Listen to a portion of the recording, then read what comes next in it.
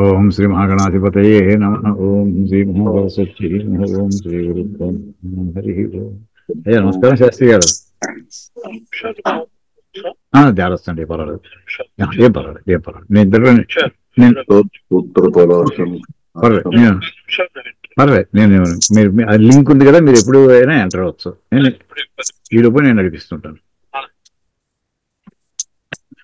ఓం శ్రీ మహాగణాధిపతయే నమః. ఓం శ్రీ మహాసరస్వత్యై నమః. ఓం శ్రీ గురుభ్యో నమః. హరి ఓం. ఓం గణానాం త్వా గణపతిగుం హవామహే కవిం కవీనాముపమశ్రవస్తమం జ్యేష్ఠరాజం బ్రహ్మణాం బ్రహ్మణస్పత ఆనశృణ్వన్నోతిభిः సేదసాదనం. ఓం ప్రణో దేవీ సరస్వతీ వాజేభిర్వాజినీవతి శ్రీనామవిత్ర్యవతు.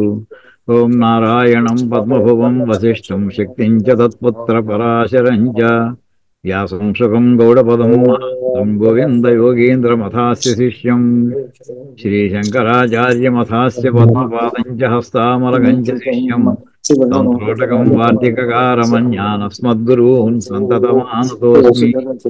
శృతిస్మృతిపురాణానామాలయం కరుణాలయం నమామి భగవత్పాదం శంకరం లోకశంకరం. శంకరం శంకరాచార్యం కేశవం బాదరాయణం స్తోత్రభాష్యకృతౌ వందే భగవంతౌ పునః పునః. ఈశ్వరో గురురాత్రిభేద విభాగిని వ్యోమవద్వ్యాప్తదేహాయ దక్షిణామూర్తయే నమః. ఓం నమో బ్రహ్మాదిభ్యః బ్రహ్మ విద్యా సంప్రదాయకర్తృభ్యః వంశఋషిభ్యః మహద్భ్యః నమో గురుభ్యః.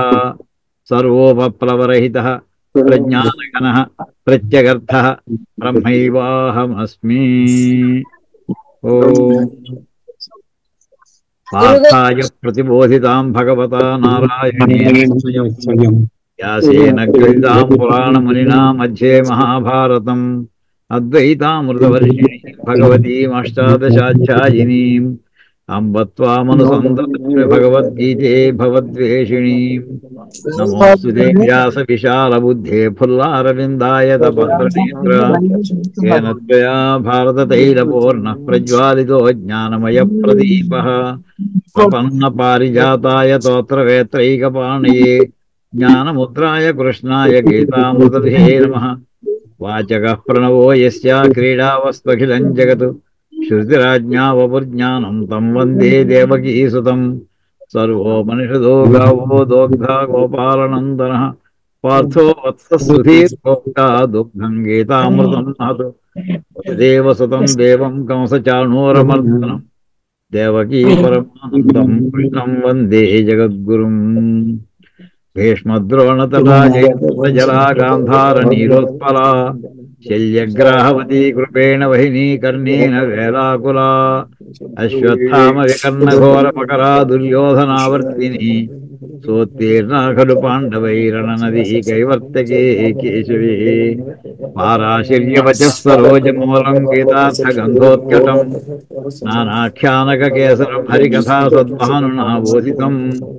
లోకే సజ్జన షట్పదైరహరః పేపీయమానం ముదా భూయాద్ భారత పంకజం శ్రేయసే.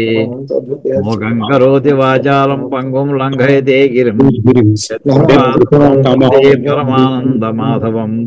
యం బ్రహ్మా వరుణేంద్ర రుద్రమరుతస్తున్మంత్రిస్తవైః వేదైస్తాంగపదక్రమోపనిషదైర్గాయంతి యం సామగాః. ధ్యానావస్థితతద్గతేన మనసా పశ్యంతి యం యోగినః యస్యాంతం న విదుః సురాసురగణా దేవాయ తస్మై నమః. పరమేశ్వరుని యొక్క అనుగ్రహంతో మనం భగవద్గీత అధ్యయనం చేసేటటువంటి అనుగ్రహాన్ని ఆయన ప్రసాదించాడు మనకి. దీనికి అంటే ఈవేళ గీతా జయంతి అందరికీ కూడా శుభాకాంక్షలు. ముందుగా అందరికీ కూడా ఈవేళ తరగతికి వచ్చినటువంటి వాళ్ళందరికీ ఆహూతులకి అందరికీ కూడా నమస్కారాలు, ధన్యవాదాలు కూడా వచ్చినందుకు. ఈవేళ ఒక విశేషమైనటువంటి ఒక కార్యక్రమాన్ని కూడా ఆయోజన చేయడం జరిగింది, ప్లాన్ చేయడం. బ్రహ్మశ్రీ అన్నదానం చిదంబర శాస్త్రి గారిని ఈవేళ వారిని ఆహ్వానించాను. మన జూమ్లో మనకి వచ్చి వారి సందేశం చెప్పవలసిందిగా ప్రార్థించాం. వెంటనే అంగీకరించారు వారు. ఇంకా 5-6 నిమిషాలు జాయిన్ అవుతా అని చెప్పారు. నాకు స్క్రీన్ మీద కనిపించదు. మీకు ఏమైనా వచ్చిన వెంటనే ఎవరైనా అబ్జర్వ్ చేస్తే మీకు లిస్టులో వస్తుంది కనుక వెంటనే చెప్పండి ఎవరైనా సరే. నేను చెప్తాను. ఓకే, నువ్వు ఉంటే చెప్పమ్మా. నేను ఇక్కడే ఉంటానండి. ఓకే, సరే. చెప్తే దాన్ని బట్టి వెంటనే వారిని అలా ముందర మాటలు మాట్లాడి తర్వాత మనం కార్యక్రమం చేసుకోవచ్చు. అయితే మనం ముందర గీతా జయంతి సందర్భంలో మార్గశీర్ష శుద్ధ ఏకాదశి నాడు మనం గీతా జయంతి చేస్తున్నామండి.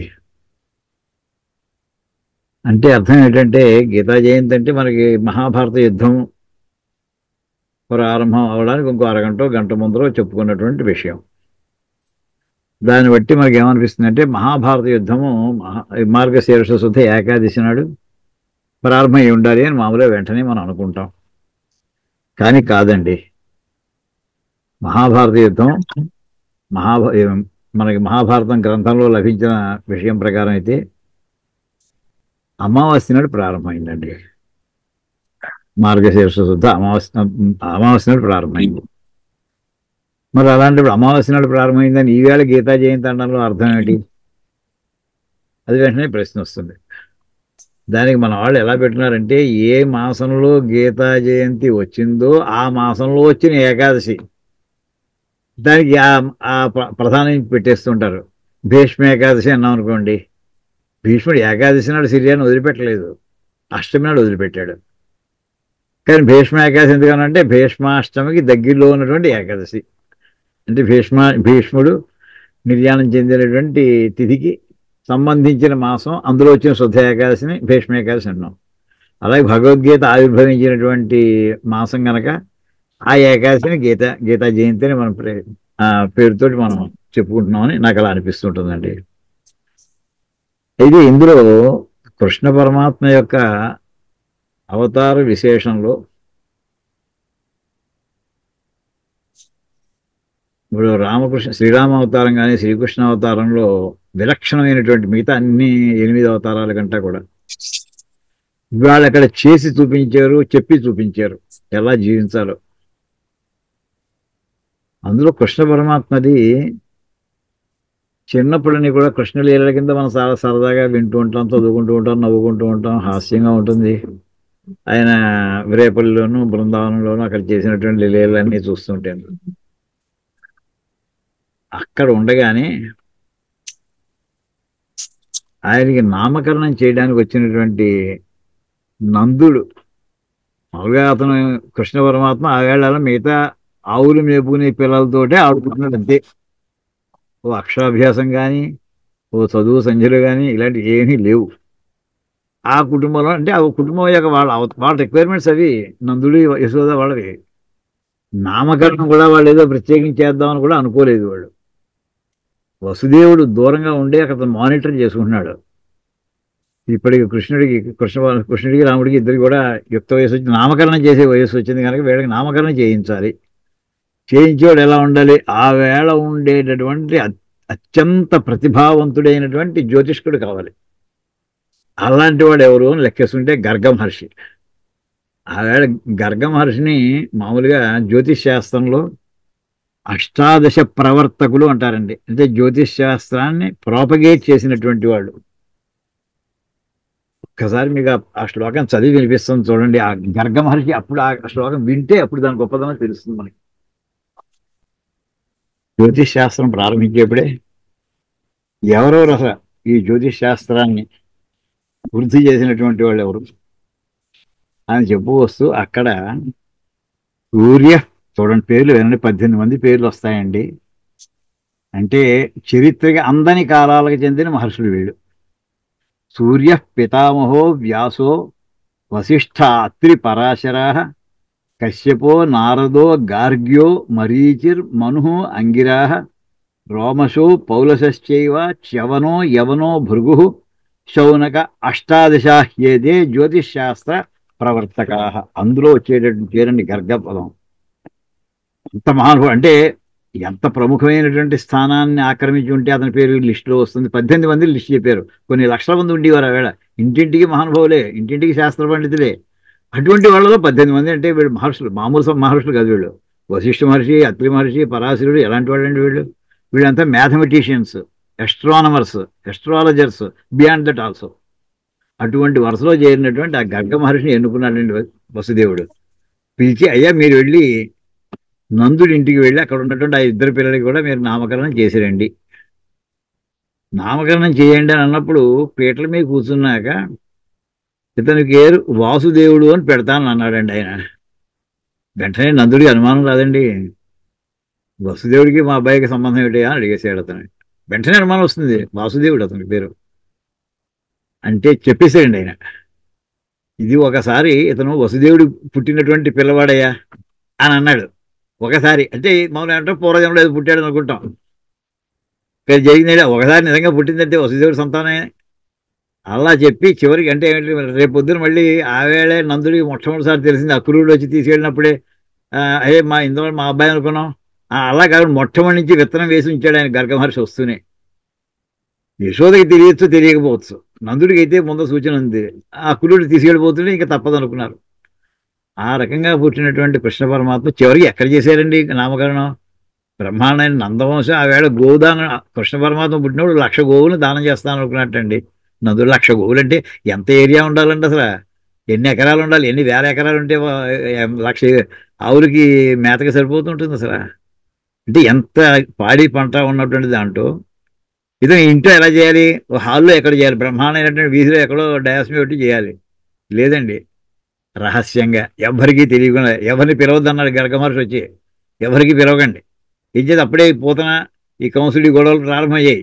ఈ చంటి పిల్లలు ఉన్నారని తెలిసేసాడు, వచ్చి చంపేస్తున్నారు వాళ్ళు.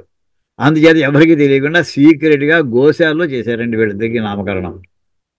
ఎవరు లేరు, నందుడు, యశోద, గర్గ మహర్షి, పిల్లలిద్దరు అంతే, రోహిణీదేవి పక్కన. ఇలా జరిగినటువంటిది ఆయన చిన్నపిల్లాడిలాగా అలాగే వాళ్ళలోనే కలిసిపోయి ఆవులు మేపుకోవడం ఈ హడావిడిలోనే ఉన్నట్టుగా కనిపిస్తుంది తప్ప చదువును దృష్టి పెట్టినట్టు లేదు మన దృష్టితో చూస్తే. మనం 3 ఏట చేద్దామా, ఏడాదిలో చేసేద్దాం ఇప్పటి నుంచి మనం ప్రారంభిస్తున్నామండి. నందుడి వాళ్ళకి ఆ చదువు గురించి వాళ్ళకి అవసరం, వాళ్ళకి కాదు గోసంపద. కానీ ఎప్పుడైతే కంసవధ అయిపోయిందో వెంటనే వసుదేవుడు చేసిన పని ఏంటంటేనండి, వీళ్ళు చదువు సంఖ్యలు లేకుండా ఉన్నారు వీళ్ళు. అందుకోసం వీళ్ళిద్దరినీ కూడా ముందర గురు కటాక్షం, వీళ్ళకి మహానుభావులు కావచ్చు, అన్ని కథలు తెలుసు అతనికి, అన్నీ విన్నాడు, సాక్షాత్గా దర్శనం ఇచ్చాడు కదండి విష్ణు రూపంలో. కృష్ణ పరమాత్మ ఆవిర్భవిస్తూనే చంటి పిల్లాడిగా పుట్టలేదు ఆయన, విష్ణువుగా దర్శనం ఇచ్చి తర్వాత చిన్నపిల్లాడిగా మారాడు ఆయన. అయినా సరే ఈ లోకంలో ఉన్నసేపు లౌకికమైనటువంటి ఆచారాలని ఆచరించాలని చెప్పి సందీపని మహర్షి దగ్గర పంపించారండి.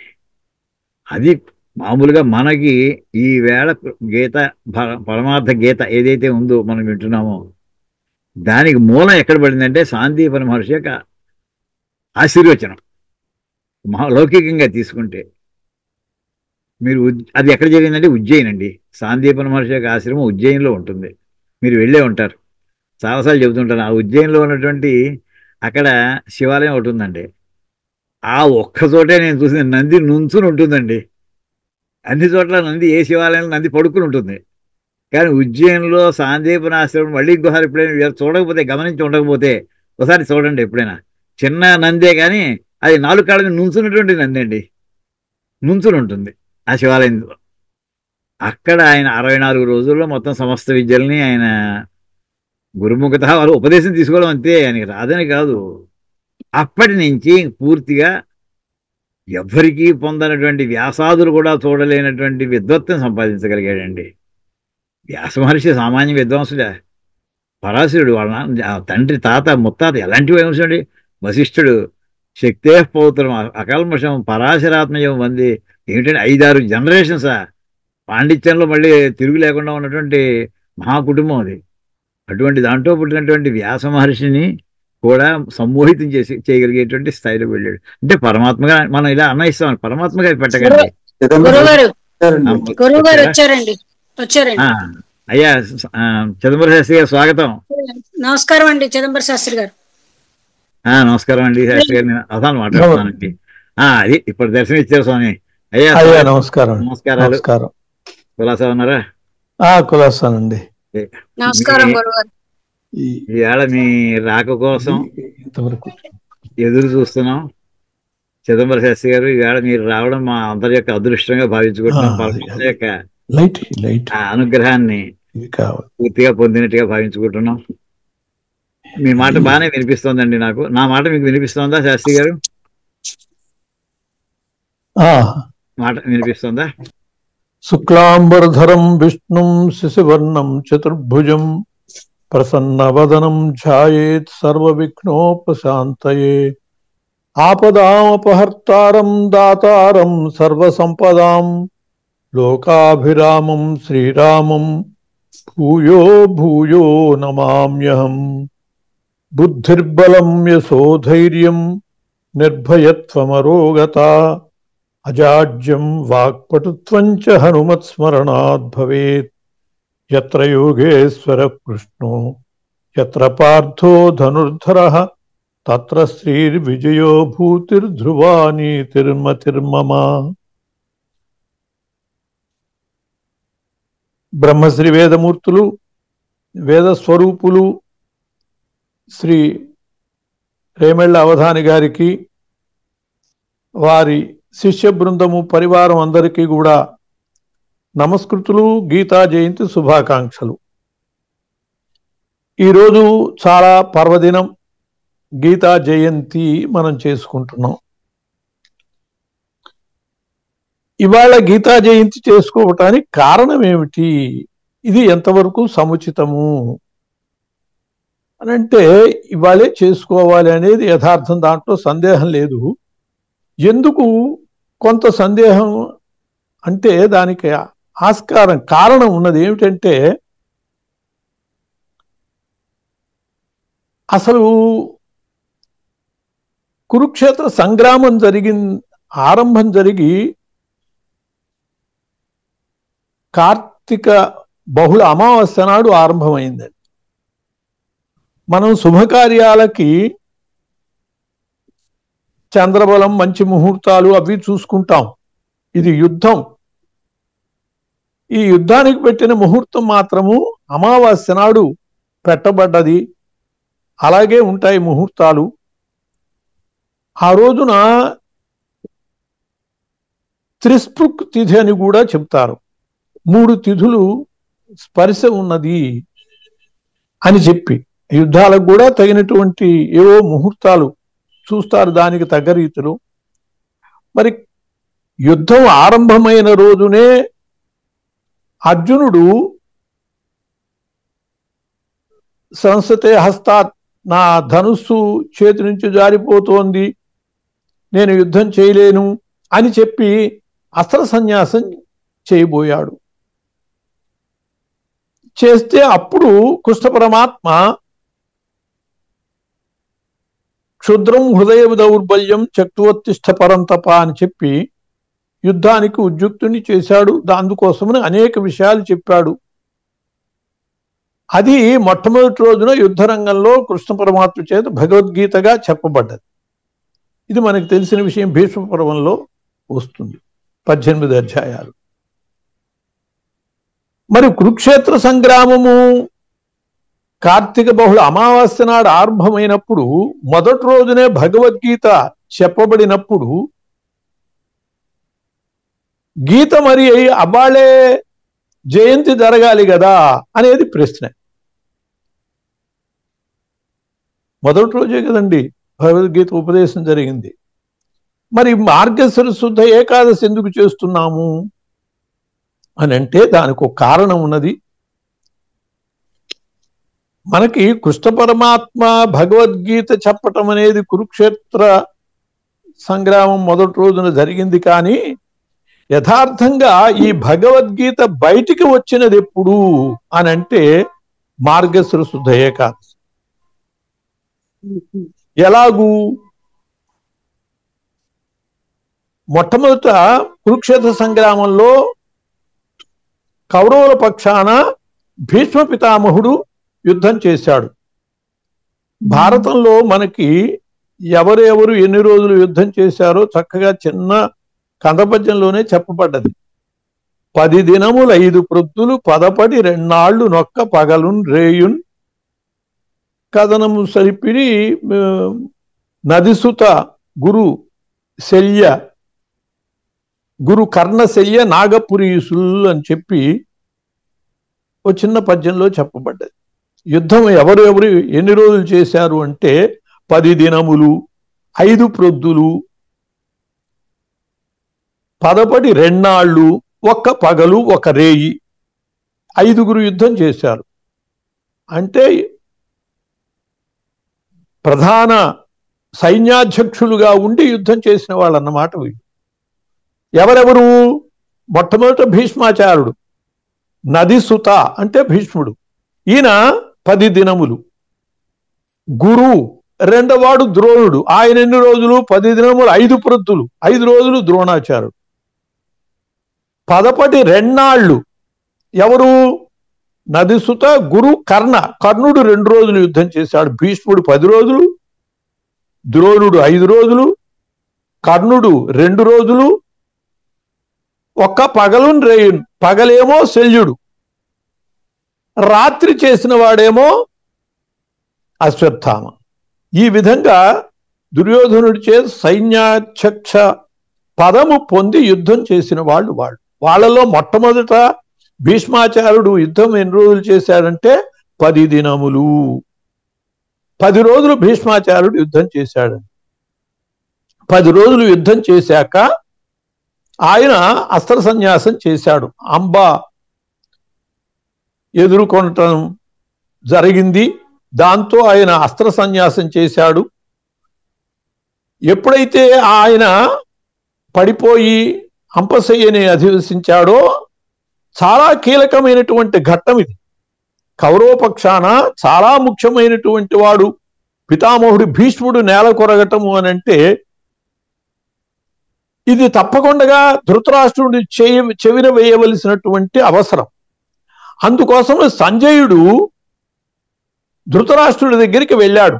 భీష్ముడు పడిపోయాక అంటే 10 రోజులు దాటాక భీష్ముడు పడిపోయిన సందర్భంలో సంజయుడు అంటే మొట్టమొదటి వ్యాస భగవాన్ల వారు కురుక్షేత్ర సంగ్రామానికి ముందే ధృతరాష్ట్రుడితో చెప్పారండి, నాయనా నీకు కావాలస్తే దృష్టి ఇస్తాను, నువ్వు కనుక కోరుకునేటట్లయితే యుద్ధాన్ని చూడదలుచుకునేటట్లయితే అని అంటే, తండ్రి ఇప్పటిదాకా లేని కళ్ళు ఇప్పుడు ఎందుకు ఈ వినాశాన్ని చూడటానికి, కానీ నాకు తెలుసుకోవాలని కోరిక ఉంటుంది కాబట్టి ఆ యుద్ధం విషయాలు నాకు తెలుసుకునేటందుకు అవకాశం కలిగించండి అని అంటే, అప్పుడు వ్యాస భగవాన్ల వారు ఏం చేశారంటే సంజయునకు తిరోహిత విద్య ఇచ్చాడు. సంజయుడు ధృతరాష్ట్రుడికి చాలా ముఖ్యుడు, మిత్రుడు,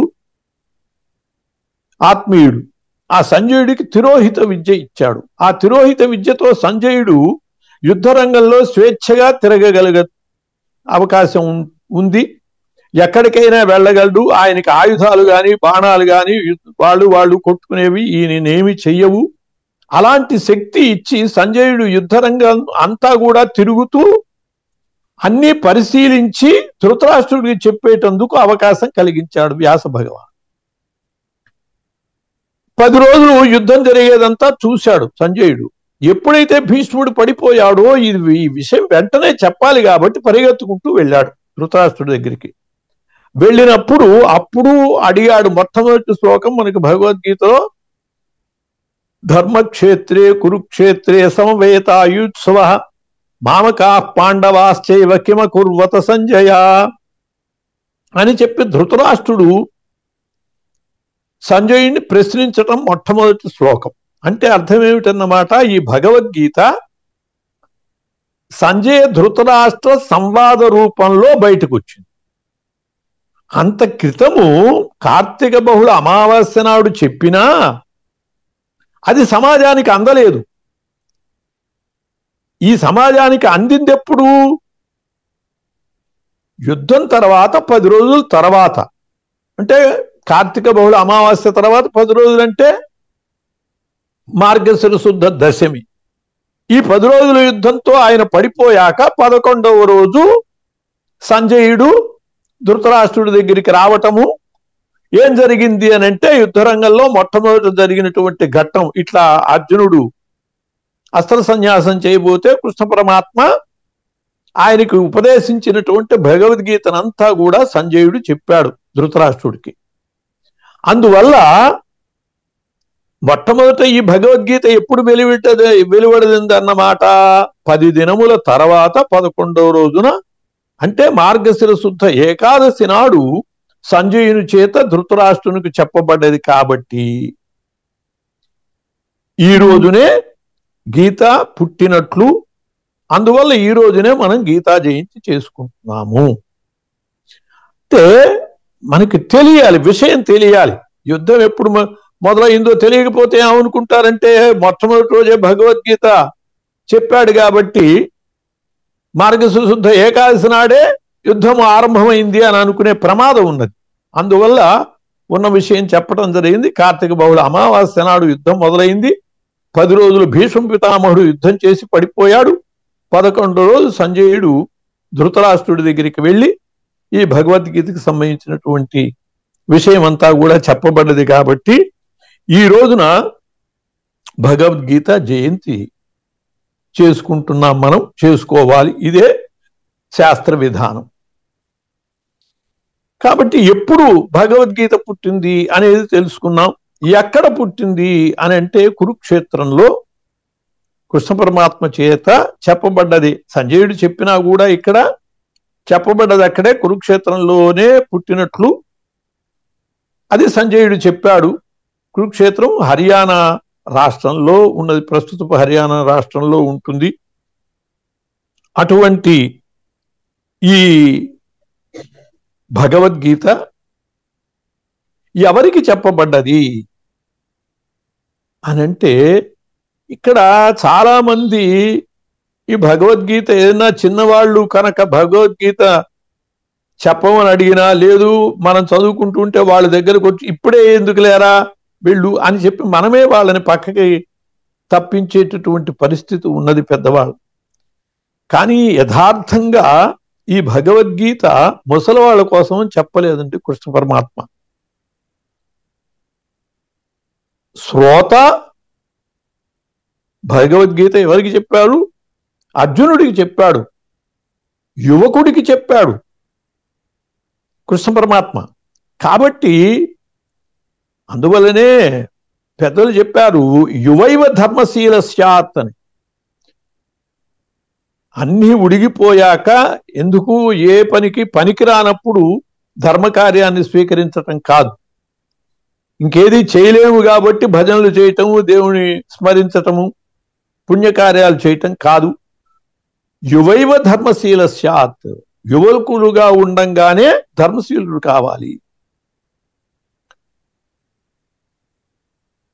ఎందువల్లంటే యువకులకు ప్రేరణనివ్వటం కోసమనే కర్తవ్య విముఖుడైనటువంటి అర్జునుణ్ణి కర్తవ్యోన్ముఖుణ్ణి చేయటం కోసమని చెప్పిందే. కాబట్టి ప్రతి వ్యక్తి తమ కర్తవ్యమునందు నిష్ఠుడు కావాలి అని అంటే భగవద్గీతను చదవాలి. అటువంటి ప్రేరణ భగవద్గీతలో ఉన్నది. కాబట్టి చెప్పినది అర్జునునికైనా అతడు నిమిత్త మాత్రమే. సర్వోపనిషదో గావో దోగ్ధ గోపాల నందన పార్థో వత్స సుధీర్భోక్త దుగ్ధం గీతామృతం మహత్. గీత అనేటటువంటి అమృతం, అమృత క్షీరము పితకబడ్డాయండి. ఆవు పాలు కామధేనువు నుండి అమృతం పితకబడ్డది పాల రూపంలో.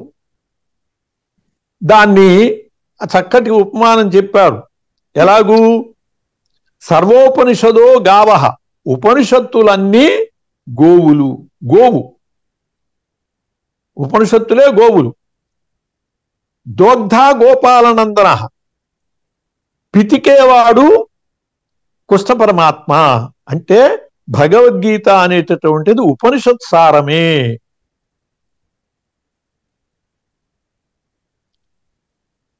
అర్జునుడెవరు అంటే పార్థో వత్సః, దూడ.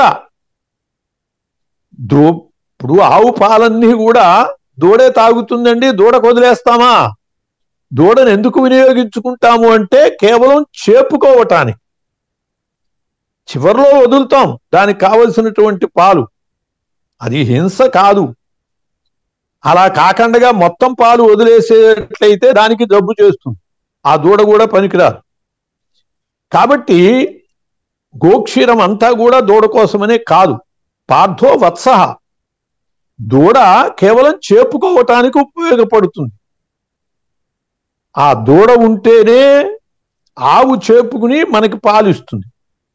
అందువల్లనే చూడండి, కొన్ని ఆవులకు దూడ చనిపోతే అవి పాలు చేపుకుని పాలు ఇవ్వవు. అందుకోసమని ఏం చేస్తారంటే ఆ దూడ చర్మంలో గడ్డి కుక్కి దూడలాగా ఆకారం ఆవు ముందు పెట్టి వీళ్ళు పాలు పితుక్కుంటూ ఉంటారు. అంటే దూడ లేకపోతే, ఎదురుగా దూడ లేకపోయేటట్లయితే ఆవు చేపుకుని పాలు కూడా ఇవ్వదు. ఆవు ఏ విధంగా అయితే దూడ నిమిత్తంతో పాలిస్తుందో అట్లాగే ఇక్కడ కూడా దూడలాంటి వాడు అర్జునుడు. మరి ఈ పాలెవరికి?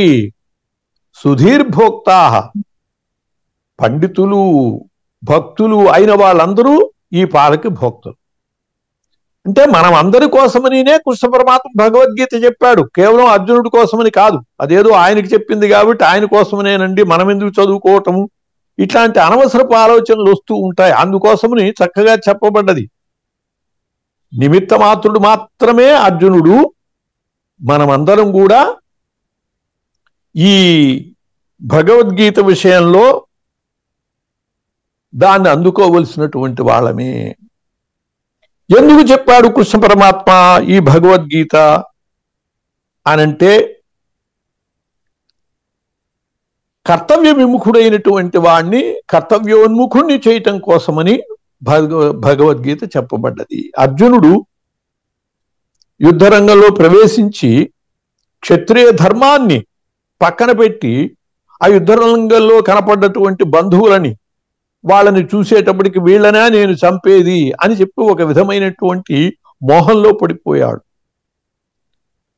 మోహంలో పడి నేను ఈ యుద్ధం చేయను అని చెప్పి యుద్ధ విముఖుడైతే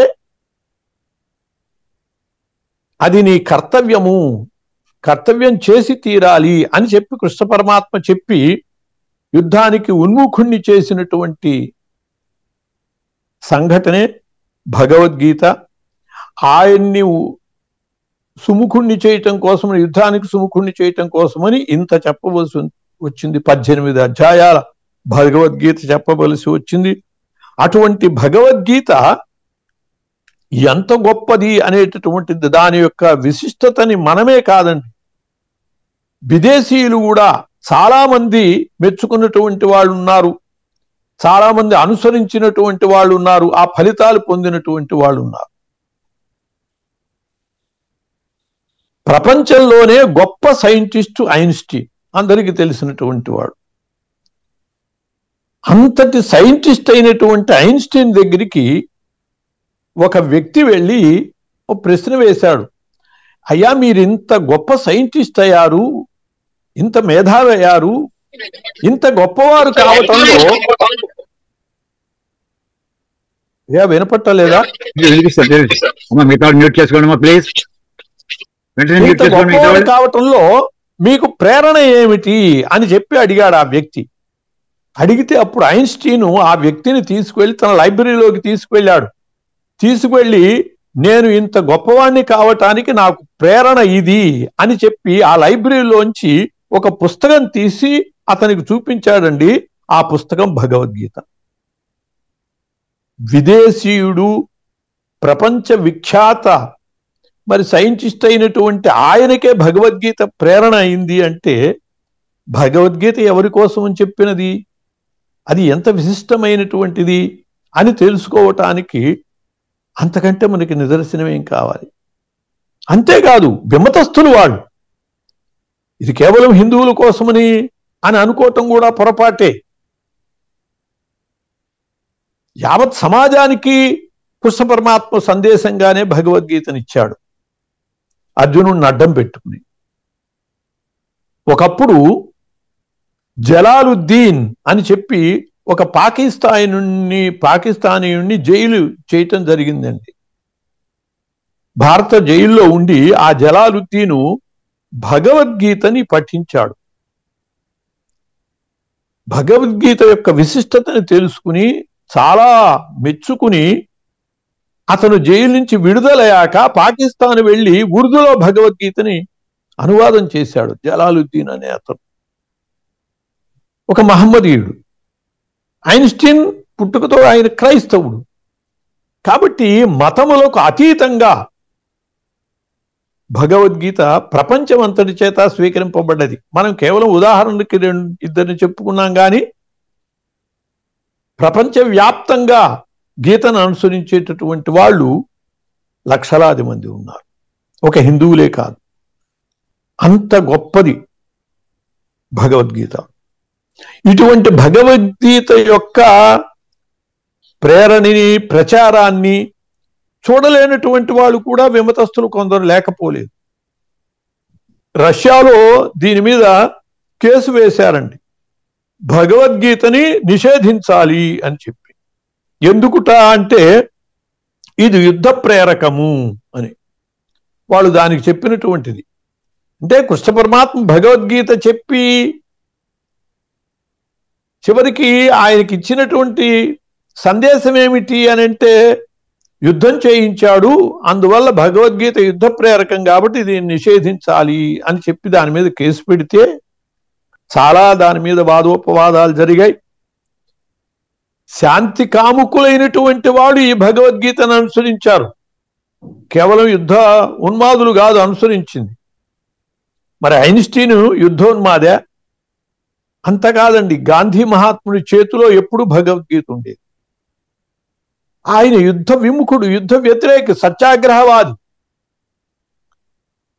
కాబట్టి ఇది యుద్ధ ప్రేరకము అనేటటువంటి దాన్ని అంగీకరించడానికి వీల్లేదు అని చెప్పి గీతను సమర్థిస్తూ చెప్పినటువంటి లాయర్ గారు వాదించటం, దీనికి అనేక ఉదాహరణలు ఇటువంటివి చూపించటంతో కోర్టులో ఆ కేసు కొట్టేశారు. భగవద్గీత అందరూ చదవదగినటువంటిది, ఇది యుద్ధ ప్రేరకం కాదు, ఇది శాంతి కాముకము అని చెప్పి నిర్ధారణకు వచ్చారు. ఎందువల్లంటే దాంట్లో అన్ని విషయాలు చెప్పబడ్డాయి.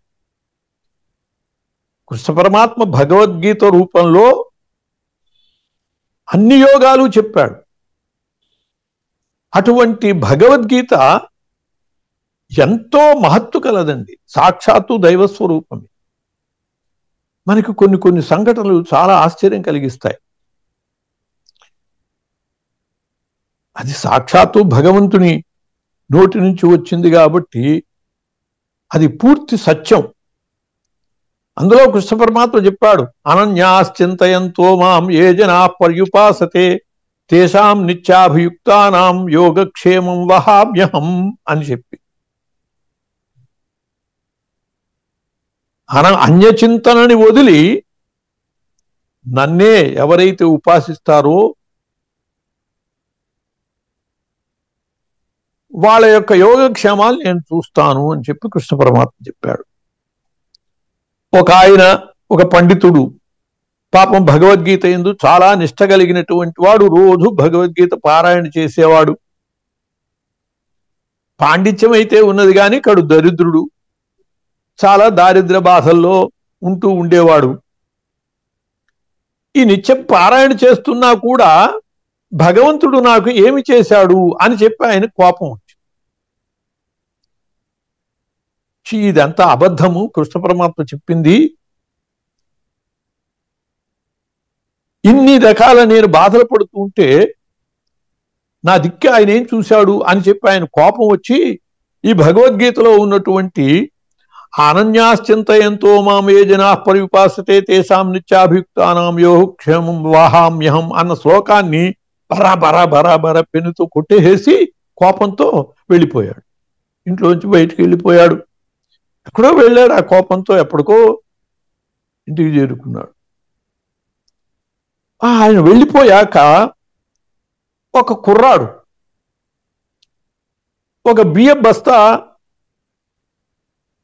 వీపున వేసుకుని భుజాన వేసుకుని వచ్చాడు. వచ్చి వీళ్ళింటికి వచ్చాడు. వచ్చి తలుపు తట్టాడు. ఆమె తలుపు తీసింది. అమ్మ, అయ్యగారు ఈ బియ్యం బస్తా ఇంట్లో వేయమన్నారమ్మా అదేమిటయ్యా, మాకు బియ్యం బస్తా ఇచ్చేవాడెవడు, బహుశా ఎవరిదో పక్క వాళ్ళు ఎవరిదో తీసుకొచ్చుంటావు పొరపాటున, ఎవరిదో కనుక్కోనైనా, మాకు ఇట్లాంటివి ఉండవు, మా భాగ్యం ఇంతటిది కాదు అని చెప్పి ఆమె పాపం చెప్పింది. కాదమ్మా అయ్యగారు అని చెప్పి ఆయన పోలికలు అవన్నీ చెప్పి ఇంట్లో వేయరా అని అన్నారు అని చెప్పి ఆమెతో చెప్పి ఇంట్లో వేసి వెనక్కి తిరిగేటప్పటికల్లా వీపు నిండా వాతలు కనపడ్డాయి. వెంటనే ఆమె అన్నది, నాయనా ఏంటిరా వీపు నిండా వాతలున్నా ఏంటి నాయనా అన్నది.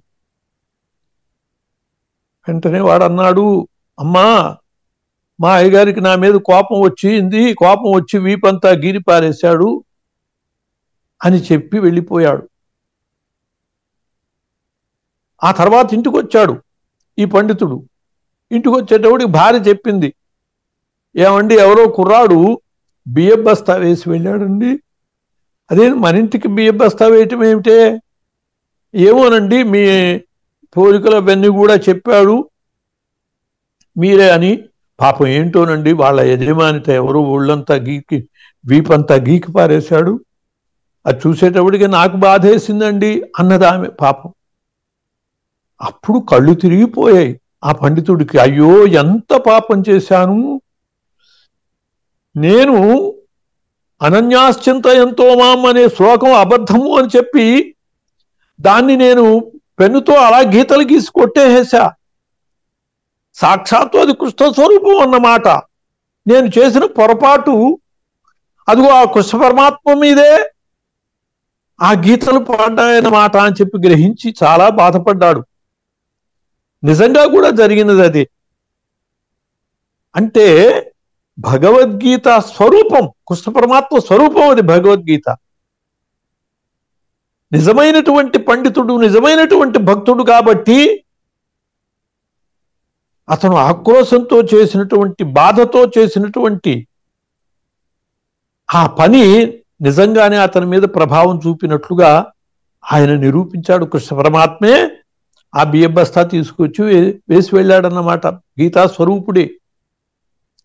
అంటే ఎంత మహిమ, ఒక్కొక్క శ్లోకానికి కూడా భగవద్గీతలో ఒక్కొక్క శ్లోకానికి కూడా ఎంత మహిమ ఉన్నది అనేటటువంటిది మనకి అర్థమయ్యే సంఘటన ఇది.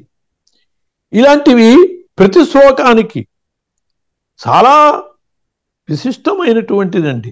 ప్రతి అధ్యాయాలకి మహిమలు ఉన్నాయి. భగవద్గీత అధ్యాయాలకి ఒక్కొక్క అధ్యాయానికి ఒక్కొక్క మహిమ ఉన్నది. అలాగే ఒక్కొక్క అధ్యాయ పారాయణ వల్ల కొన్ని ఫలితాలు వస్తాయి. భగవద్గీత పారాయణ వల్ల కూడా చాలా ఫలితాలు చెప్పబడ్డాయి. అంటే ఐహిక పారమార్థిక ప్రయోజనాలు అన్నిటినీ చేకూర్చేటటువంటిది భగవద్గీత, దాంట్లో సందేహం లేదు. అటువంటి భగవద్గీతని మనం నిత్యము పఠించటము అంటే నిజంగా అంతకంటే అదృష్టం మరొకటి లేదు. ప్రతినిత్యము ఎత్ర యోగేశ్వర కృష్ణో ఎత్ర పార్థో ధనుర్ధర, వాళ్ళిద్దరూ ఉన్నటువంటిది, వాళ్ళిద్దరికీ సంబంధించినటువంటి సంభాషణ రూపమైనటువంటిది భగవద్గీత ఉన్నదే. అది ఎక్కడుంటే అక్కడ సంపదలు ఉంటాయి, విజయం ఉంటుంది, కీర్తి ఉంటుంది, సమస్తము అక్కడ ఉంటాయి. కాబట్టి అటువంటి భగవద్గీతని ప్రతి వాళ్ళము మనం దగ్గర పెట్టుకోవాలి, పఠించాలి, పంచిపెట్టాలి సమాజానికి. ఒక ఆయన వాళ్ళ అమ్మాయి పెళ్లి చేయదలుచుకుని ఏదో దాని గురించి మాట్లాడటానికి నా దగ్గరికి వచ్చాడు. ముహూర్తాల విషయం వాటిని మాట్లాడుకున్నాక మా అమ్మాయి పెళ్లికి ఈ చిల్లర సరుకులు కాదండి, గిన్నెలు బొచ్చెలు ఇవి పంచటం కాదు, ఒక మంచి విలువైనటువంటి గ్రంథాన్ని పెళ్లికి వచ్చిన వాళ్ళందరికీ ఇవ్వాలి అని అనుకుంటున్నాను అన్నాడు.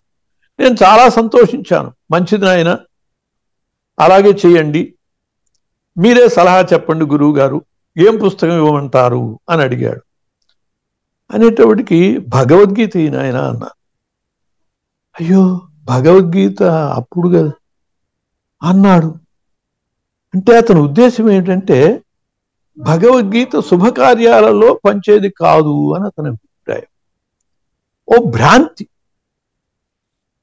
ఎవరో చనిపోతే అప్పుడు పంచాల్సినది అని.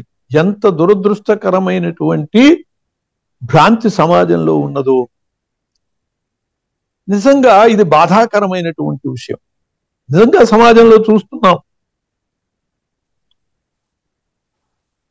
ఎక్కడైనా మైకులో వాసాంసి జీర్ణాని యథా విహాయ నవాని గృహ్ణాతి నరోపరాణి అని చెప్పి వినపడితే అయ్యో పాపం ఎవరు పోయినట్లున్నారు అనుకునే దుస్థితి వచ్చింది. అంటే భగవద్గీత మైకులో పెట్టారు అంటే ఎప్పుడు పెడతారు? ఎవరైనా చనిపోతేనే పెడతారు అనేటటువంటి పరిస్థితి ఇవాళ సమాజంలో చూస్తుంది. అలాంటి కారణంగానే అతనికి భగవద్గీత పంచిపెట్టమంటే అలాంటి అభిప్రాయం ఏర్పడింది. ఇది చాలా దురదృష్టకరం. పరమ పవిత్రమైనటువంటిది, మంగళప్రదమైనటువంటిది, ఇంటింటా ఉండదగినటువంటిది, పూజింపదగినటువంటిది, నిత్యం కూడా భగవద్గీత పూజనీయమైనటువంటి అటువంటి దాన్ని మనం సద్వినియోగం చేసుకోకపోవటం వల్ల అది కేవలం దుర్వినియోగం అవుతుంది. ఎవరైనా మహనీయులు చనిపోయినప్పుడు అన్ని మతాల వాళ్ళ చేత వాళ్ళ మత గ్రంథాలు పఠింపజేస్తారు. ఖురాన్ పఠిస్తారు, మహమ్మదీయ సోదరులు, క్రైస్తవ సోదరులు బైబిల్ పఠిస్తారు, హిందువులు వచ్చి భగవద్గీత పఠిస్తారు. ఇలాంటి కారణంగా హిందువులలో అనేక రకాల భ్రాంతులు ఏర్పడుతుంది. చనిపోతే చదువుకోవాలి అనే అభిప్రాయం కూడా ఒకటి ఏర్పడింది. ఇలాంటి అభిప్రాయం కలిగేటటువంటిదే గరుడ పురాణం కూడా. దాని గురించి అడుగుతూ ఉంటారు, ఏమండి గరుడ పురాణం ఇంట్లో ఉంచుకోవచ్చా అని.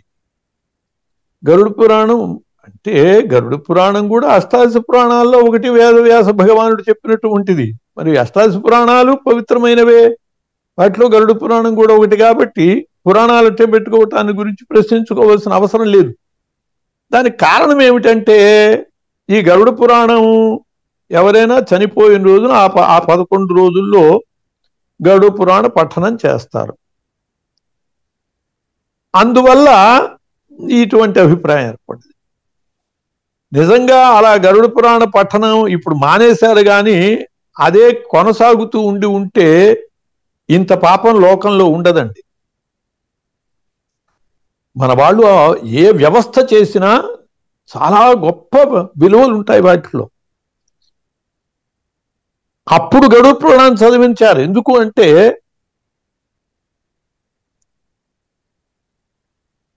శ్మశానాంతే ప్రసూచ్యంతే మైథునాంతే చ యా మతి సామతి సర్వదా తిష్టేత్ కోనముచ్చేత బంధనాత్ అని శాస్త్రం.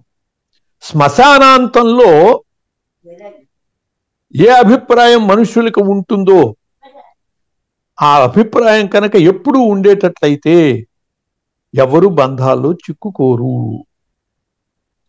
చూడండి, ఎటువంటి వాళ్ళు కూడా ఎవరైనా చనిపోతే ఆ శ్మశానానికి వాళ్ళతో వెళ్ళి దహనం అయ్యి అప్పుడు అనుకుంటారు, ఎంతటి వాళ్ళకైనా అబ్బా ఎలా బతికిన వాడండి, గుడ్డ నలగనిచ్చేవాడు కాదు, సెంటు లేకుండా బయటకు వచ్చేవాడు కాదు, సెంటు రాసుకోకుండా. అట్లాంటి వాడు చూడండి ఏమైందో, పిడిగడు బూడిదయ్యాడు, ఎవరైనా ఇంతే కదా అని ఎటువంటి వాడికైనా అనిపిస్తుంది. దాన్నే శ్మశాన వైరాగ్యము అంటారు. ఆ సంఘటన జరిగినాక ఓ 10-11 రోజులు దాని ప్రభావం మనుషుల మీద తప్పకుండా ఉంటుంది. ఆ శ్మశాన వైరాగ్య భావం ఉంటుంది. కాబట్టి అప్పుడు కనుక ఏదైనా విషయాలు కనుక వాళ్ళ దృష్టిలో పడితే అవి చాలా స్థిరమవుతాయి, వాళ్ళ జీవితాల్లో బాగా అనుసరింపబడతాయి. అందువల్ల పాపపుణ్య వివక్ష చేసేటటువంటి మరణానంతరం వీళ్ళ కర్మ ఫలాలు అనుభవించేటటువంటి ఆ యమయాతనలు ఇవన్నీ కూడా చెప్పేటటువంటి గరుడ పురాణం ఆ రోజుల్లో చదవటం వల్ల మనుషుల్లో చాలా మార్పు వచ్చి వెధవ జీవితం కోసమని ఎందుకు తప్పుడు పనులు చేయటం అని మార్పు వస్తుంది. మనస్తత్వాన్ని మార్చుకునే పరిస్థితి వస్తుంది, జీవన శైలిని మార్చుకునే పరిస్థితి వస్తుంది. అందుకు అవి అవకాశం ఇచ్చేవి. కానీ దురదృష్టవశాత్తు అవి మానేశాం మనం. అందువల్ల మనకి అందాల్సిన సమయంలో సందేశాలు అందటం లేదు. అందుకోసమని చెప్పారు ఆ సమయంలో చదివించటానికి. అంతేగాని వ్యాస భగవానుడి యొక్క అష్టాదశ పురాణాల్లో ఒకటైనటువంటి దాన్ని మనం నిషేధించుకోవాల్సిన అవసరం లేదు. అట్లాగే భగవద్గీత అనేటటువంటిది ఒక హిందూ మత గ్రంథంగా స్వీకరింపబడుతూ ఉన్నది. అలాంటి సందర్భాల్లోనే కాదు, అనేక సందర్భాల్లో మత గ్రంథ పారాయణలు చేసేటప్పుడు, మత గ్రంథ పఠనలు చేసేటప్పుడు భగవద్గీతే హిందూ మత తరఫున పఠింపబడుతూ ఉంటుంది. ఎందువల్ల అంటే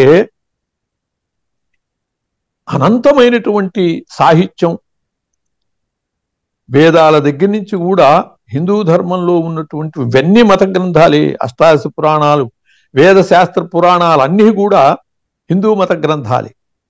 మరి ఇన్ని గ్రంథాలని గురించి ఇన్ని గ్రంథాలు పఠించడం ఎలా సాధ్యం? అందుకోసం వీటన్నిటికీ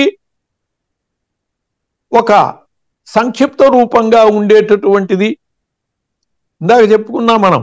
సర్వోపనిషదో గావో దోగ్ధ గోపాలనందన అని ఉపనిషత్ సారం ఇది.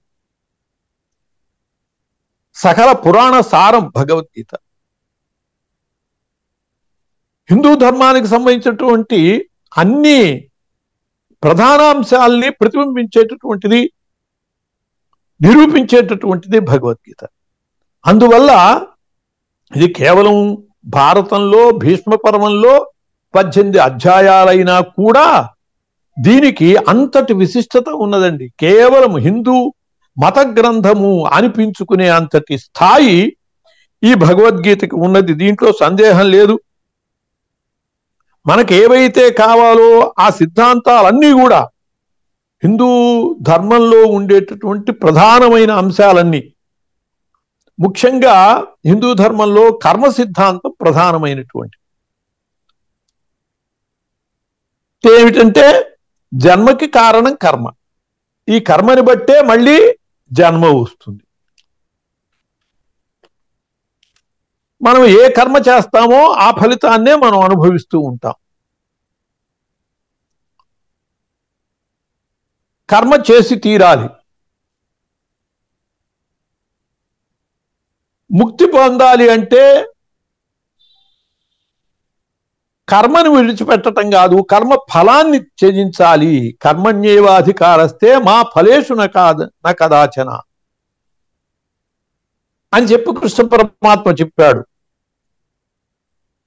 అవశ్యం అనుభోక్తవ్యం కృతం కర్మ శుభాశుభం. ప్రతివాడు తను చేసినటువంటి శుభకర్మైనా అశుభకర్మైనా వాటి యొక్క ఫలితం అనుభవించి తీరాలి. కర్మ సిద్ధాంతం చెప్పేటటువంటిది ఇది. ఎటువంటి కర్మ చేస్తామో అటువంటి ఫలితం మనం అనుభవిస్తూ ఉంటాం, పొందుతూ ఉంటాము.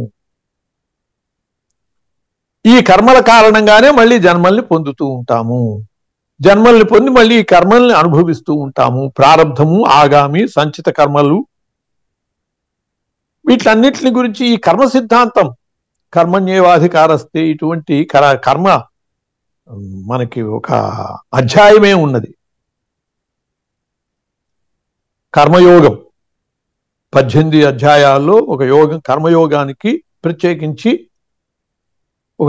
ఒక అధ్యాయం ఉన్నది. అటువంటి హిందూ ధర్మంలో కీలకమైనటువంటి కర్మ సిద్ధాంతం ఈ భగవద్గీతలో చెప్పబడింది. భగవద్గీత చదువుకుంటే మనకు కావలసినటువంటి కర్మ సిద్ధాంతం మొత్తం తెలుస్తుంది. అయ్యా సమయం అయిందండి. పర్వాలేదండి, ఒక 10 నిమిషాలు చెప్పచ్చు. అది సమయం చెప్పండి, నేను ఒక 10 నిమిషాల్లో ముగిస్తాను. అలాగే హిందూ ధర్మ మత గ్రంథం అంటానికి ఇంకో ముఖ్యమైనటువంటి ఆ హిందూ ధర్మ సిద్ధాంతాలన్నీ దీంట్లో ఉన్నాయంటానికి ఇంకో సిద్ధాంతము పునర్జన్మ సిద్ధాంతం. ఈ పునర్జన్మ సిద్ధాంతం హిందూ ధర్మంలోనే ఉన్నది. ఇతర మతాలు ఒప్పుకోవు కానీ వాళ్ళు ఒప్పుకోకపోయినా ఈ యథార్థాన్ని వాళ్ళు అంగీకరిస్తూనే ఉన్నారు. వాళ్ళకి అనుభవాలు వస్తూనే ఉన్నాయి. పునరపి జననం పునరపి మరణం పునరపి జననీ జఠరే సేనం. మనము మరణించాక తప్పకుండా మళ్ళీ పుడతాం.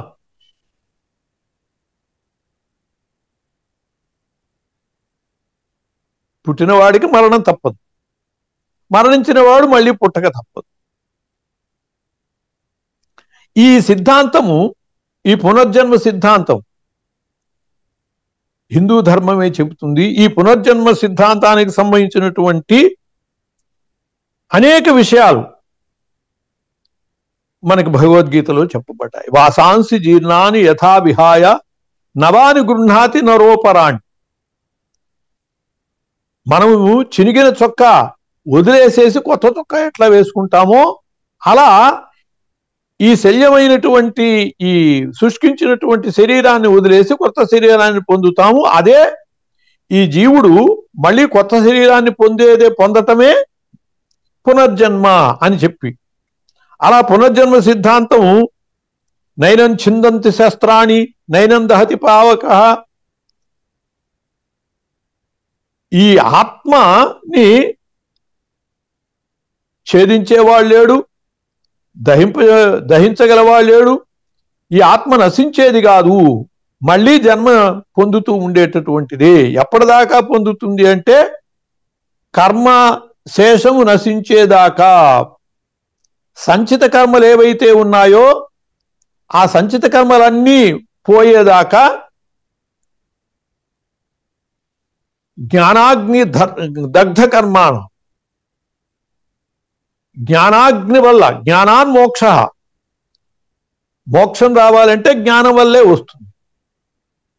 మళ్ళీ జన్మలు లేకుండా కర్మల్ని మొత్తం నాశనం చేయగలిగినటువంటిది జ్ఞానాగ్ని కణం. కాబట్టి అటువంటి జ్ఞానాన్ని మనం సముపార్జన చెయ్యాలి. దానివల్ల పునర్జన్మ మళ్ళీ లేకుండా ముక్తిని పొందుతాము. ఈ విషయాలన్నీ కూడా భగవద్గీత. ఓ పెద్ద గది నిండా సంచిత కర్మలు ఉన్నాయండి అంటే ఈ కర్మల వల్ల ఎన్నో జన్మలు వస్తాయి. గది నిండా ఉన్న సంచిత కర్మల నుంచి కొన్ని మూట వేసి పంపిస్తూ ఉంటాడు.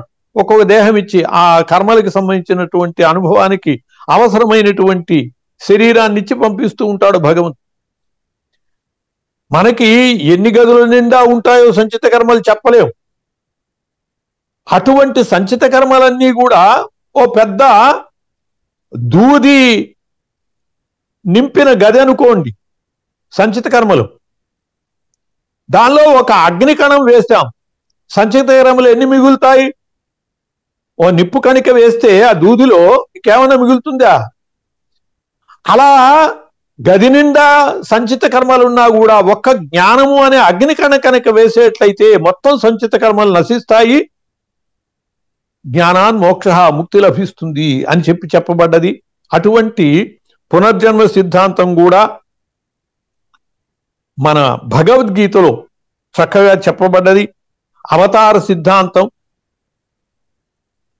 అవతారాలు పరిత్రాణాయ సాధూనాం వినాశాయ చ దుష్కృతాం ధర్మ సంస్థాపనార్థాయ సంభవామి యుగే యుగే అని చెప్పి ఆయన మళ్ళీ నేను పుడుతూ ఉంటాను అని చెప్పి మనకి యదా యదా హి ధర్మస్య గ్లానిర్భవతి భారత అభ్యుత్థానం అధర్మస్య తదాత్మానం సృజామ్యహం అని చెప్పి ఇవన్నీ కూడా ఆయన యొక్క అవతార సిద్ధాంతాలను ఆయన చెప్పుకున్నటువంటి భగవద్గీతలో అవి ఉన్నాయి. ఓంకార మూలమంత్రాఢ్య అని చెప్పి ఓంకారమే మూలమంత్రంగా కలిగినటువంటిది హిందూ ధర్మం. అటువంటి ఓమిచ్చేకాక్షరం బ్రహ్మ వ్యాహరన్ మా మనుస్మరన్ అని చెప్పి ఓమిచ్చేకాక్షరం బ్రహ్మ అని చెప్పి ఓంకార తత్వాన్ని కూడా హిందూ ధర్మంలో కీలకమైనటువంటిది. ఓంకార ప్రభవా దేవాహ, సమస్త దేవతలు ఓంకారం నుంచే వచ్చారు. సృష్టిలో ఆరంభంలో ఉన్నటువంటిది ఏకైక శబ్దం, అది ఓంకారము. ఓంకార ప్రభవ వేదాహ, వేదాలన్నీ కూడా ఓంకారం నుంచే వచ్చాయి. అటువంటి విశిష్టమైనటువంటి ఓంకారము హిందూ ధర్మంలో కీలకమైనదైతే ఆ ఓంకార తత్వాన్ని కూడా మనకి భగవద్గీత చెబుతూ ఉంటోంది. అలాగే హిందూ ధర్మానికి సంబంధించినటువంటి సమస్త కీలకాంశాలని చెబుతూ ఉండటం వల్ల ఈ భగవద్గీతని మనం హిందూ ధర్మ గ్రంథంగానే పరిగణిస్తున్నాం. మనమే కాదు, యావత్ ప్రపంచం కూడా హిందూ ధర్మానికి హిందూ మానవు ధర్మం అనేటటువంటి తప్పితే హిందూ మతం కాదు. మతము అంటే ఒక మతి నుంచి వచ్చింది మతం. ఒక వ్యక్తి ఉంటాడు దానికి మతాలకి.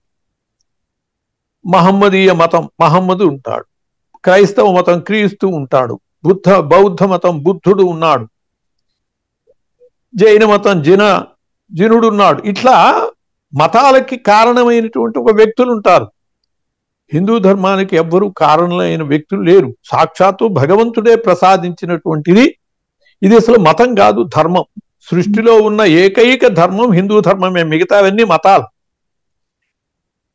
ఏవో ఒకటి మన ధర్మాన్ని దెబ్బతీయటం కోసమని ప్రయత్నం చేస్తూ క్రైస్తవ ధర్మం అని మహమ్మదీయ ధర్మం ఇట్లా మాట్లాడుతూ ఉంటారు. కానీ అవన్నీ మతాలు తప్పితే ధర్మాలు కాదు, మన ధర్మం తప్పితే మతం కాదు. కానీ పరిశేష న్యాయం వల్ల తప్పక మనం కూడా హిందూ మతము అనేటటువంటిది వినియోగించవలసి వస్తూ ఉంటుంది. అలా హిందూ మతంగా ఆలోచించిన ఈ హిందూ మతానికి సంబంధించినటువంటి సమస్త సిద్ధాంతాలు భగవద్గీతలో ఉండటం వల్ల భగవద్గీతని మత గ్రంథంగా అనుకోవటంలో అనౌచిత్యమేమీ లేదు. అనేక సిద్ధాంతాలకి మూలము భగవద్గీత అండి. మన అవతార సిద్ధాంతాలను ఆధారంగా చేసుకునే జీవ పరిణామ సిద్ధాంతం, డార్విన్ జీవ పరిణామ సిద్ధాంతం చెప్పటం జరిగింది. విదేశీయులు చాలా మంది ఆటం బాంబు విషయాలు, అనేక విషయాలు మన భగవద్గీతని ఆధారంగా చేసుకుని వాళ్ళు మరి తెలియజేసినటువంటి ఉన్నాయి. అటువంటి భగవద్గీతని భగవద్గీత కించిదధీత కొద్దిగానైనా మనం చదువుకుంటూ ఆ భగవద్గీత ద్వారా ఆ భగవద్గీతని మొట్టమొదట విన్నవాడు యథార్థంగా మనం అర్జునుడే అనుకుంటామండి. చెప్పినవాడు కృష్ణ పరమాత్మ, విన్నవాళ్ళు ఇద్దరున్నారు. ఒకడు కృష్ణ పరమాత్మ, ముగ్గురు. రెండవవాడు సంజయుడు, మూడవవాడు హనుమంతుడు, జెండాపై కపిరాజు. ఆయన విన్నాడండి. కృష్ణుడు అడిగాడు, బావా భగవద్గీత నీకు బాగా ధారణ అయిందా అని. ఇంకొక మాట వింటే అన్నట్ట అర్జునుడు. వెంటనే పైన ఉన్న ఆంజనేయుడు అన్నాడు, అర్జున నేను ధారణ చేశాను, నేను చెప్తాను, ముందు నువ్వు ఈ కర్తవ్యం నెరవేర్చి యుద్ధం చేయమని చెప్పి హనుమంతుడు అన్నాడని. అప్పుడు కృష్ణ పరమాత్మ ఆంజనేయుడిని చూసి, ఇది అధ్యాత్మ విద్య, అనుమతి లేకుండా నువ్వు నేర్చుకున్నావు కాబట్టి నీకు పిశాచత్వం వచ్చేటటువంటి శాపం తగులుతుంది. అందువల్ల నువ్వు పైశాచి భాషలో భగవద్గీతకి వ్యాఖ్యానం రాస్తే నువ్వు ఆ శాపానికి గురి కావు అని అంటే, అప్పుడు హనుమంతుడు పైశాచి భాషలో భగవద్గీత వ్యాఖ్యానం రాశాడు. అలా ఆయన కూడా ప్రథమ శ్రోతలలో బాగా ధారణ చేసినటువంటి వాళ్ళు మొట్టమొదటి వాడు హనుమంతుడు. అటువంటి భగవద్గీతని గురించి ఈరోజు మీ అందరి ముందు కూడా చెప్పేటటువంటి అవకాశాన్ని కలిగించినటువంటి పూజ్యులు రేమెళ్ళ అవధాని గారికి, శ్రద్ధగా విన్న మీ అందరికీ కూడా కృతజ్ఞతలతో స్వస్తి. శాస్త్రి గారు, మీరు ఇంకా ఎన్ని గంటలు చెప్పినా మేము వెళ్ళడానికి సిద్ధంగా ఉన్నామండి. కానీ కాల పరిమితి అనేది ఒకటి ఉండిపోయింది కనుక ఇక్కడికి ఆపుకోవాల్సి వస్తుంది. అయితే ఇవాళ విచిత్రం ఏంటంటే, మీరు వస్తారని చెప్పిన తప్ప ఒక సభ మామూలుగా అయితే సభలో ముందర వచ్చే వక్త యొక్క పరిచయం, వారి గుణగణాలు, కథా విశేషాలు ఏవో కొన్ని చెప్పుకోవాలి కదా, ఏమీ చెప్పుకోలేదు.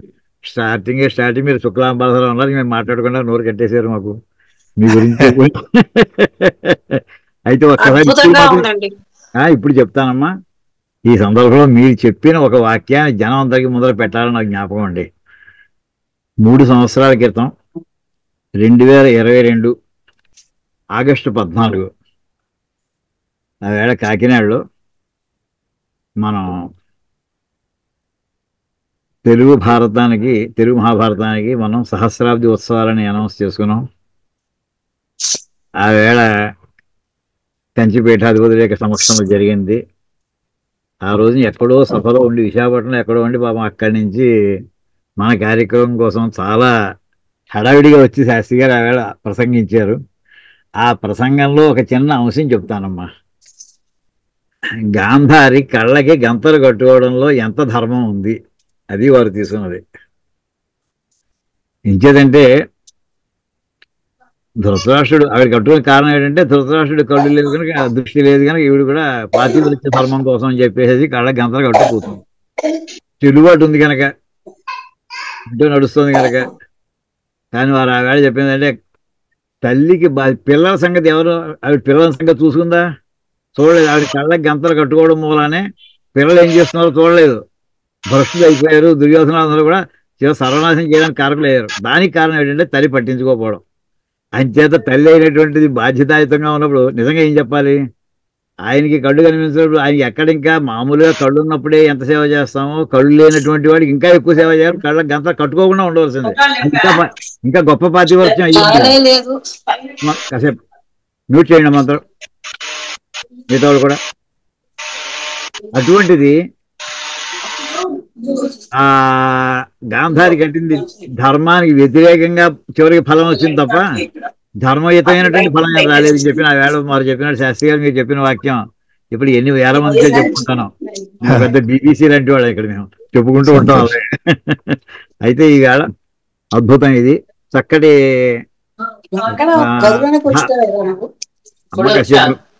అమ్మ కాసేపు కట్టేస్తారా? మీ అందరూ మాట్లాడడం కట్టేస్తారమ్మా. ప్రసంగాలు అయిపోయాయి. శివ శివ చెప్పినా వింటారు వీడు. ఇక్కడ భగవద్గీత సార్ మేము మొదటిసారి 2015లో ప్రారంభించామండి. అది కూడా చాలా విలక్షణంగా ప్రారంభమైంది.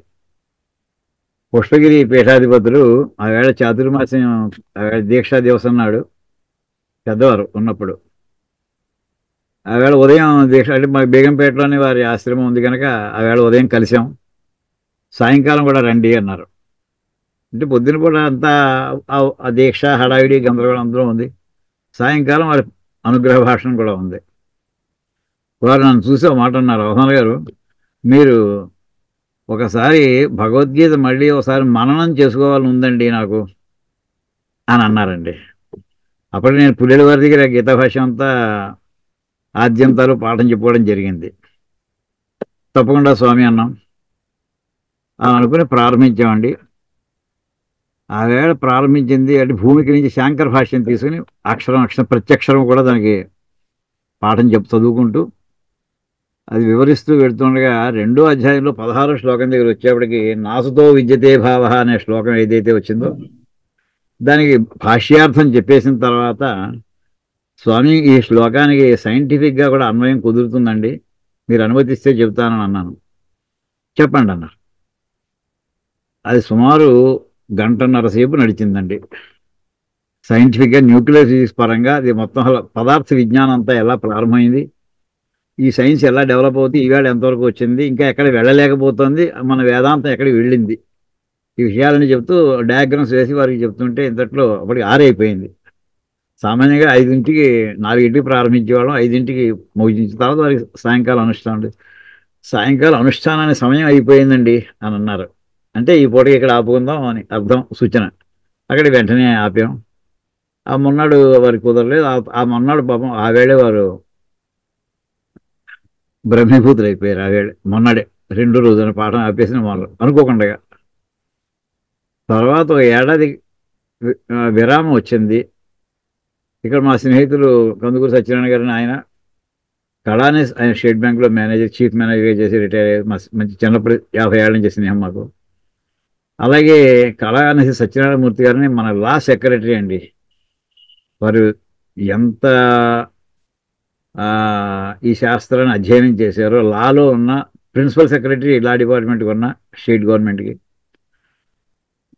ఆంధ్ర రాష్ట్రం ఏర్పడి నుంచి లా డిపార్ట్మెంట్లో పనిచేశాను. 1953 నుంచి పొట్టి శ్రీరాములు మరణానంతరం రాష్ట్రం ఏర్పడిన కర్నూలులో, అక్కడి నుంచి లగాయతీ వారు చివరికి చేసి ఇప్పుడు వారికి సుమారు 90 సంవత్సరాలండి. వాడు మన క్లాసులో కూడా ఉండొచ్చు వారు. మేము ముగ్గురం కలిసి కూర్చుని పాఠం చెప్పుకోవడం ప్రారంభించామండి. అంటే ఒకసారి మననం చేసుకున్న ఈ గీతా భాష్యం మా తరగతులు అది మీకు కూడా కాస్త దృష్టికి తీసుకొద్దామనే ఉద్దేశంతో. చాలా సంతోషం. అది సుమారు అప్పుడప్పుడు విరామంగా చెప్పుకునేవాళ్ళం. అంటే వారం రోజులకో 10 రోజులకో క్లాసులు పెట్టుకుని ఎదురుగా కలుస్తూ చెప్పుకునేవాళ్ళం. ఇలా ఈ జూమ్ క్లాసులు అప్పుడు ఇంకా లేదండి.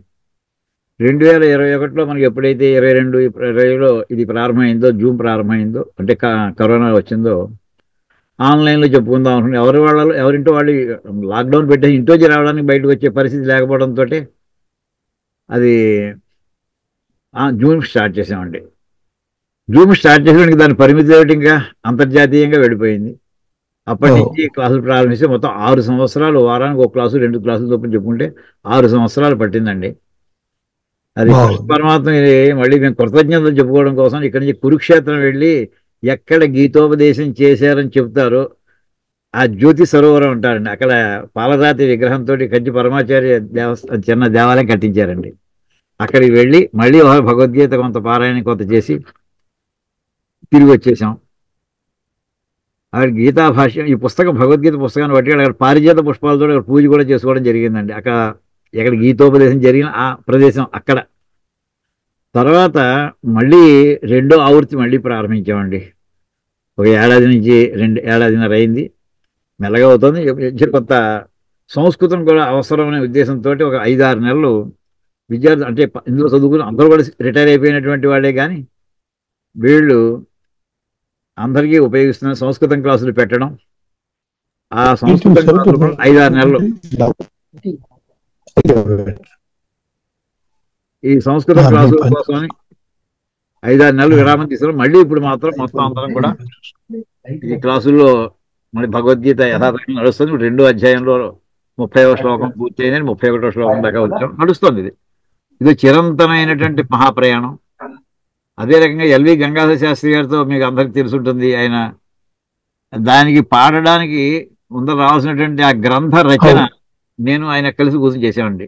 రాసిన దాన్ని చాలా మా గురుగారు పులివారు అనుమతించిన తర్వాతే ఆయన పాడాలని నియమం పెట్టుకున్నాం. అలాగే చేశారు వారు. బాగుంది. ఆ తర్వాత గంగాధర స్వామి శాస్త్రి గారు బాగా ఆయన బాగా సంగీత పరంగా ఆయన చాలా మందికి ఇస్తున్నారు. ఇలా పెడుతున్నటువంటి దాంట్లో మాకు మిగతా కార్యక్రమాలన్నీ కూడా మేము సైమల్టేనియస్ గా ప్రస్థానత్రయం, బ్రహ్మసూత్ర భాష్యం ఒకటి, ఉపనిషత్ భాష్యం కూడా నడుస్తున్నాయండి.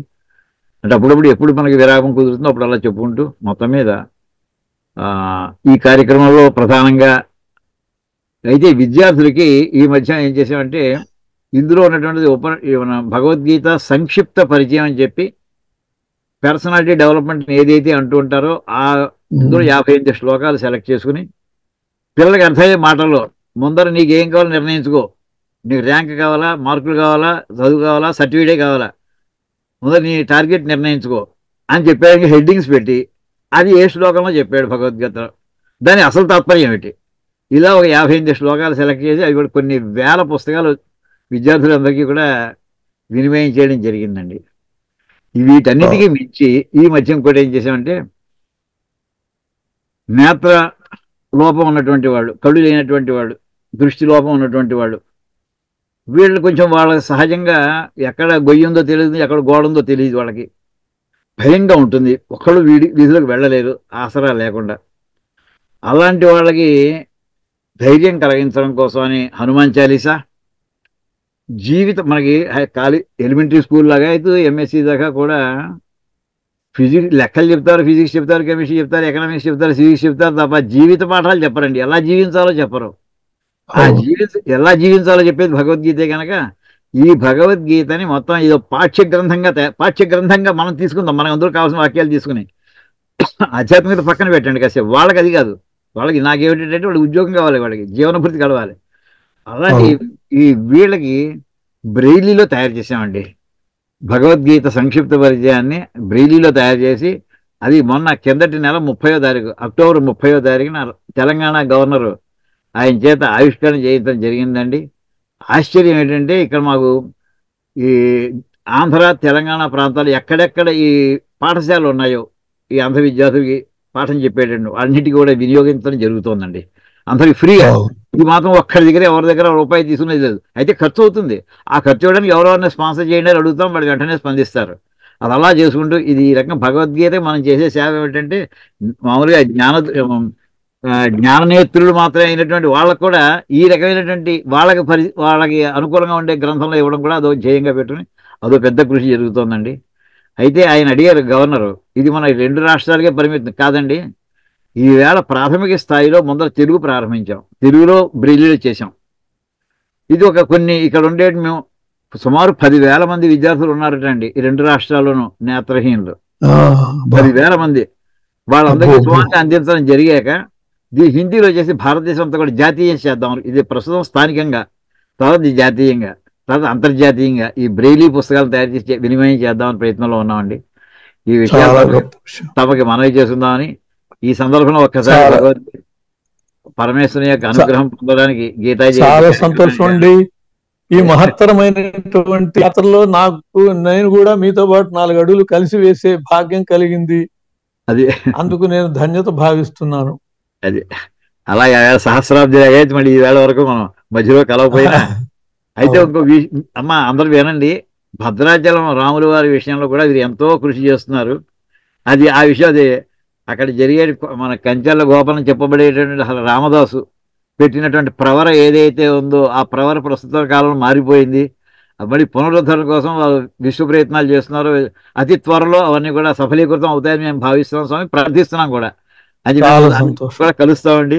మా స్నేహితులందరూ కూడా మీ వెంటబడి ఉంటారు. అందుకు మేము చేయగలిగింది అనమాట మాకు నిర్దేశం చేయండి, మేము కూడా తప్పకుండా ఉంటాం స్వామి. సంతోషం. ఇది ఇంత ఇంకా అందరూ ఇంకా కాయేన వాచా చెప్పుకుందామా అందరూ కూడా ఒకసారి. కాయేన వాచా